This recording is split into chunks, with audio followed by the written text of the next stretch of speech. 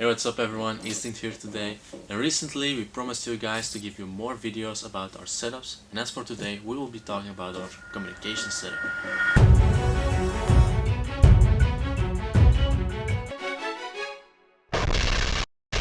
But first, make sure to like, subscribe, hit the bell button, share this video with your buddies, and have a look at ReconBrothers.com for our awesome monthly quality giveaways. And if you're looking for this kind of stuff and much more, head over to shop.ReconBrothers.com. Now, comms are always a complex technical subject in terms of doing proper communication in order to do proper teamwork, and on the other hand, for protecting your ears. Usually it's either one or the other, but if both are needed, they intertwine. Now let's talk a bit about communication. For Airsoft and Milsim purposes, that usually means a two-way radio system. Important to know are the differences between an analog and a digital radio, the functions they can have, and the laws you have to take into account. If you need this information, we already made a video about that a while ago, so go have a look at the link in the description down below. Example given, most people don't know this, but a Baofeng radio system is actually a radio system for which you need a license in the EU. Now if you don't want to do the effort of getting that license, you will have to look for unlicensed radio systems that fall under the PMR 446 regulation. Now let's talk a bit about hearing protection and when you would use them. Well, basically you use them every time you can be exposed to loud noises, for example from bangers,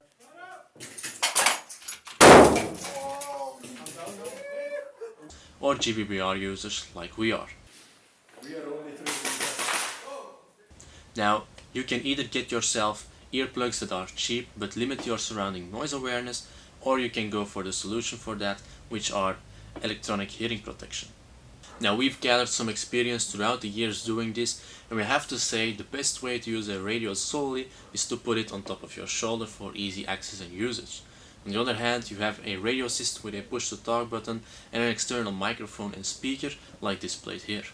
Of course, all of this costs money, and you might ask yourself, what would a good price tag be? Well, the first thing we would like to mention is that repro communication systems are just a waste of money, which is something we learned from experience of many others. Now, on the other hand, unfortunately, cheaper real steel products will also eventually fail you. For example, the communication setup we used to use, which was the Throat mic with the push to talk button with a combined value of €100, had some issues as well. Either it was transmitting all the time, not at all, or you were not understandable, which is obviously not something anyone would be looking for in a communication setup. So that said, let's have a look at our personal communication setup we use nowadays, and let's start with the device that connects us over distance, the radio. The radio we use is the Kenwood TK3401D.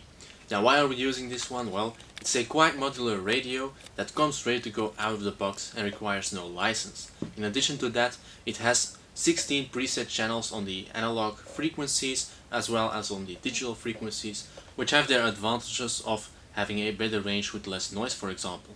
This device weighs 280 grams, can be operational for 16 hours on the digital mode with the power save mode on. It has an IP54 and 55 rating and a US MIL STD 810 CDEFG rating, which means it can resist pyroshock, gunfire shock, thermoshock, it can work in low pressure or even acidic atmospheres, and much more. It can even be dropped in water, dust won't be a problem at all, so this is definitely a tough device that can take a beating. As for our personal settings, which are actually quite simple, the first button allows us to change between analog and digital frequencies, and the second button allows us to apply a keylog features so you don't have those accidental frequency changes. Now let's have a look at the core of our communication setup that also protects our hearing, which are the ear pads. For this we use the 3M Peltor Compact XPI, which has active hearing protection, runs on 2 AA batteries, and has a US MIL STD 810 F rating, which means that it has a very tough build. This can be worn on their own underneath a helmet or attached to one, as we've done. By using the buttons underneath the left ear, you can turn them on or off, amplify or reduce the sound, and they also have a nice seal, which apparently would be even better with the gel cushions. In addition to that, it features a very sturdy cable and a J11 connection pin in order to connect it to the PTT, and you won't break this one very easy. Now, when it comes to the microphone, we chose to use a dynamic microphone, which is very easy to adjust and easy in usage. It's also IP68 grade, which means it can resist water and dust. Now let's go over to the device that connects these two, which is the PTT. A PTT in general is a very important piece of your communication setup. This because if it doesn't work properly, you and or your teammates will find yourself in very annoying situations. Now for this we use a 3M Pelder Contact XPI PTT, which uses the Beofang Kenwood pin. It also has very durable cables and uses a clamp that can turn 360 degrees. Above that, the PTT features a button that gives a very positive feel when being pushed, even with gloves on, unlike other cheaper PTTs. So all this together forms our communication setup, but how do we set it up? Well, Viper runs the radio on the back of his left cummerbund in a pouch, with the cables and the PTT running over his shoulder, so he can easily access it with his non-dominant left hand.